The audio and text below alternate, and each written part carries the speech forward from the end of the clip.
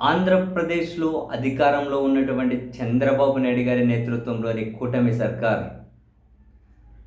ప్రజలకు మంచి చేసి మళ్ళీ అధికారంలోకి రావాలి అనుకునే ఆలోచన కంటే ఎక్కువగా జగన్మోహన్ రెడ్డి గారిని వైఎస్ఆర్ కాంగ్రెస్ పార్టీని బలహీనం చేయడం ద్వారా వాళ్ళను బద్నాం చేయడం ద్వారా జనాలకు ఇంకా వేరే ఆప్షన్ లేదు, మాకే ఓటు వేయాలి, జగన్ గారి మీద ద్వేషంతో మాకు ఓటు వేసేలా ప్రజలను మొబిలైజ్ చేసుకోవాలి అనే ఆలోచనతోనే ముందుకు వెళుతూ ఉన్నట్టు చాలా స్పష్టంగా కనిపిస్తూ ఉంది. ఈ సంవత్సర కాలంలో చూస్తే కేసులు, అరెస్టులు, జైళ్ళు లేచిన దగ్గర నుంచి రకరకాలుగా తప్పుడు ప్రచారం, డైవర్షన్ ప్రచారం చేయడం కోసం పత్రికలు, టీవీ ఛానళ్ళు పనిచేస్తూనే ఉన్నాయి. ఇప్పుడు మద్యం రిలేటెడ్ కేసులలో జగన్మోహన్ రెడ్డి గారిని అరెస్ట్ చేయబోతున్నారు, అది ఇది అని చెప్పి వరుస పెట్టి కథనాలు వస్తూ ఉన్నాయి.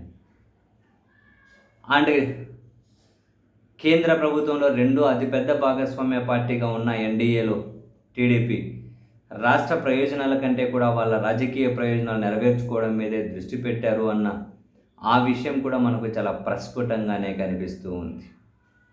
ఇవన్నీ ఇలా ఉంటే మరోవైపు వైఎస్ జగన్మోహన్ రెడ్డి గారు మాత్రం వీళ్ళనేమి పెద్దగా పట్టించుకోవడం లేదు. ఆయన కొన్ని విషయాల మీద ప్రధానంగా దృష్టి పెట్టినట్లు స్పష్టంగానే కనిపిస్తూ ఉంది. వాళ్ళ పార్టీ క్యాడర్ను యాక్టివ్గా పనిచేసేలా చేయడం, ప్రభుత్వం తీసుకుంటున్న ప్రజా వ్యతిరేక విధానాలను జనంలోకి తీసుకెళ్లే విధంగా చర్చ చేయడం, గ్రామీణ స్థాయి నుంచి రాష్ట్ర స్థాయి వరకు కూడా అన్ని కమిటీలను కూడా వీలైనంత త్వరగా పూర్తి చేసుకోవడం. అండ్ జగన్మోహన్ రెడ్డి గారు ఇప్పటికే మాట ఇచ్చి ఉన్నారు కాబట్టి ప్రతి నియోజకవర్గానికి వచ్చి పార్లమెంటు నియోజకవర్గాన్ని ఒక యూనిట్గా తీసుకొని కార్యకర్తలతో కలుస్తాను అని. ఇప్పటికే లేట్ అయింది, ఆయన సంక్రాంతి తర్వాత వస్తా అన్నారు. వీలైనంత త్వరగా ఆ రూట్ మ్యాప్ సిద్ధం చేసుకొని తాను జనంలోకి రావడం, ఈ విషయాల మీదే దృష్టి పెట్టారు. తాను దృష్టి పెట్టినటువంటి ఇవన్నీ కనుక పగడ్బందీగా ముందుకు తీసుకెళ్లడం కోసం వరుస పెట్టి ఆయన వాళ్ళ పార్టీ నాయకులతో సమావేశాలు అయితే జరుపుతూ పోతూ ఉన్నారు.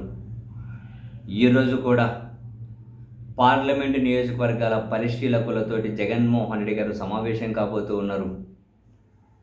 మొన్ననే నియమించారుగా పార్లమెంటు నియోజకవర్గాలకు పరిశీలకులు 3-4 రోజుల కిందట. సో వాళ్ళతోటి జగన్ గారు సమావేశం కాబోతూ ఉన్నారు. రీజనల్ కోఆర్డినేటర్లు కూడా ఈ కార్యక్రమంలో పాలుపంచుకోబోతూ ఉన్నారు. అధికార కూటమి రాజకీయంగా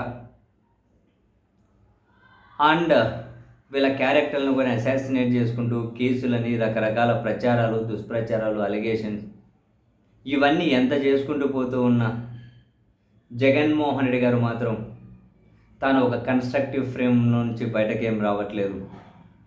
వాళ్ళ పార్టీని బలోపేతం చేసుకోవాలి, ప్రజా వ్యతిరేక విధానాలను ఎండగట్టాలి, మొత్తం వాళ్ళ పార్టీ నిర్మాణాన్ని అంతా కనుక అన్ని కమిటీలు నియమించుకోబోతూ పోవాలి. ఈ విధమైనటువంటి ఒక ప్రణాళికతో ఆయన ముందుకు వెళ్తూ ఉన్నారు. సో రాజకీయంగా ఇబ్బందులు వస్తాయి అన్న విషయం జగన్మోహన్ రెడ్డి గారికి తెలుసు. అదే విషయాన్ని వాళ్ళ పార్టీ నాయకులు కూడా జగన్మోహన్ రెడ్డి గారు చెబుతూ వెళ్తూ ఉన్నారు. ఎన్ని కష్టాలు వచ్చినా, ఎన్ని కేసులు పెట్టినా, రాజకీయంగా వాళ్ళు మనల్ని ఎంత ఇబ్బంది పెట్టినా మనమేమీ భయపడాల్సిన అవసరం లేదు. అవన్నీ మనల్ని ఏమీ చేయలేవు.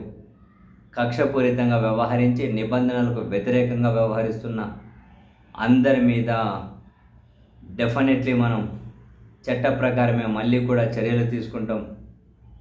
ఈ ప్రజా వ్యతిరేక నిర్ణయాలతో ఈ ప్రభుత్వం చాలా తక్కువ టైంలోనే తీవ్ర వ్యతిరేకత ముట్టగట్టుకుంది అని చెప్పి పార్టీ పరంగా ఏ విధంగా ముందుకెళ్ళాలి అని దిశానిర్దేశం చేసుకుంటూ జగన్మోహన్ రెడ్డి గారు అయితే వెళ్తూ ఉన్నారు. మొత్తం మీద అయితే ఇంట్రెస్టింగ్ గేమ్. జగన్ గారు ఒకవైపు తన రాజకీయం చేసుకుంటూ వెళ్తే తన అడుగులను అడ్డుకోవాలి అని చెప్పి కూటమి సర్కార్ కేసులను అయితే ప్రయోగించబోతూ ఉంది. మరి ఫైనల్గా అల్టిమేట్గా ఈ 4 సంవత్సరాలు జగన్మోహన్ రెడ్డి గారు మరింత కఠినంగా ఏ విధంగా ఈ అధికార కూటమి యొక్క వేధింపులు, కేసులను ఎదుర్కొంటారు అండ్ ఈ అధికారంలో ఉన్న వాళ్ళు వ్యవస్థలను, వాళ్ళ అధికారాన్ని ఉపయోగించుకొని ఎంతవరకు జగన్మోహన్ రెడ్డి గారిని వీళ్ళు కార్నర్ చేయగలుగుతారు? రాబోయే రోజుల్లో ఈ ప్రశ్నలకు సమాధానం అయితే దొరకబోతూ ఉంది.